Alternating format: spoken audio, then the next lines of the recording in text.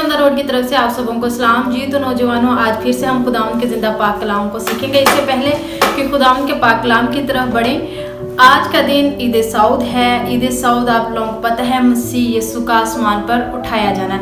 इसी मौजू पर बात करेंगे और सीखेंगे कि देखें, दुनिया में बहुत सी हस्तियाँ, बहुत से नबी, बहुत से पैगंबर आए, बहुत से बुजुर्गान ऐसी हस्तियाँ आई, लेकिन उनमें से कौन ऐसा है जो आसमान पर उठाया गया और हमें एक जिंदा उम्मीद देता है। आए खुदा उनके पाक कलाम में से सबसे पहले हम देखेंगे मरकस की अंजील, उसका 16 बाब और उसकी 19 आयत मुबारका।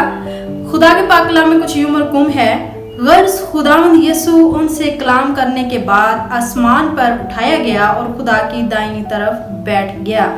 आमीन।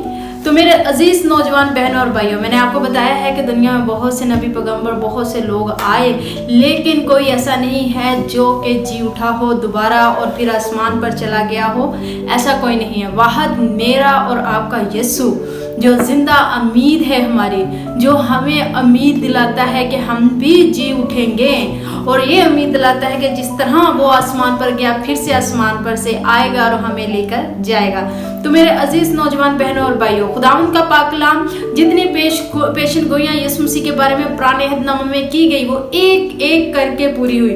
यीशु मसीह का मौजूदा तौर पर पैदा होने से लेकर उसके मरने और उसके जी उठने और फिर आसमान पर चले जाने तक उसकी तमाम पेशन गोइयां जो हैं वो पूरी हुई। इसी तरह मेरे नौजवान बहनों और भाइयों, इब्रानियों का खत पहला बाब और 3 आयतों मुबारका को देखें तो वहां पर लिखा है कि यीशु मसीह हमारे गुनाहों के लिए जो है, हमारे गुनाहों की उसने कुर्बानी दी, आलमे बाला पर किबरिया की दाहिनी तरफ बैठा है।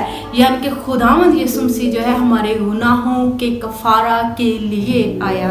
तो जब हम इब्रानियों 10 बाब और उसकी 11 से 12 आयतों मुबारका पढ़ते हैं तो वहां पर लिखा है, काहिन जब भी कुर्बानियां देते थे तो वो क्या करते थे कि वो खड़े रहते थे, वो बैठते नहीं थे। उनका काम खड़े रहना और कुर्बानियों को चढ़ाना था, कुर्बानियां गुजराना था। मेरा और आपका यीशु भी एक काहिन जिसने खड़े होकर अपनी खुद की कुर्बानी हमारे लिए दे दी और हमने छुटकारा दे दिया हमारे गुनाहों से, हमारी तमाम तरह की खताओं से उसने कफारा देकर हमें नजात और शिफा बख्श दी।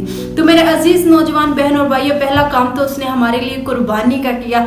और फिर खुदावंद यीशु से इसी तरह खुदा के पाक कलाम में लिखा है कि जब हम यूहन्ना रसूल का इंजील बयान पढ़ते हैं तो वहाँ पे 14 बाब और 2 आयत मुबारका में लिखा है कि यीशु मसीह वहाँ पर गया है हमारे लिए जगह तैयार करने के लिए, हमारे लिए मकान बनाने के लिए। तो इसी तरह हम देखते हैं खुदावंद का पाक कलाम जो है वो हमें बार बार बता रहा है कि यीशु मसीह आया और यीशु मसीह खुद अपनी जुबान मुबारका से ये बात कह रहे हैं कि उसे जाना है ताकि हमारे लिए घर तैयार करे।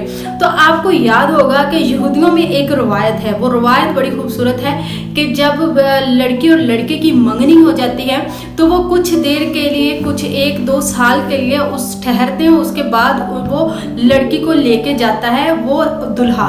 तो दुल्हा इससे पहले लड़की को अपने घर लेके जाए उसके लिए पहले मकान तैयार करता है। तो मकान जब तैयार हो जाता है, उसका घर तैयार हो जाता है, दुल्हा अपना मकान तैयार करता है और दुल्हन जो है वो अपने आप को तैयार करती है, अपने आप को संवारती है अपने दुल्हे के लिए। तो मेरे अजीज नौजवान बहनों और भाइयों, खुदावंद का पाक कलाम यीशु मसीह जो है वो हमारे लिए गया है मकान तैयार करने के लिए, वो हमारा दुल्हा है। मैं और आप उसकी दुल्हन है। जिस तरह यीशु मसीह हमारे लिए मकान तैयार कर रहा है, आज मुझे और आपको भी तैयार होना है ताकि हम खुदा की मर्जी के ताबे रहते हुए खुदा के नाम को इज्जत और जलाल दे सके।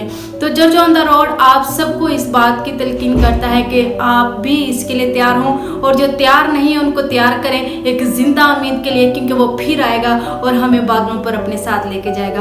बेशक इस कलाम के वसीला से आपने बहुत बरकत पाई है। ये कलाम हम सबों के लिए बायस बरकत ठहरे। आमीन। God bless you.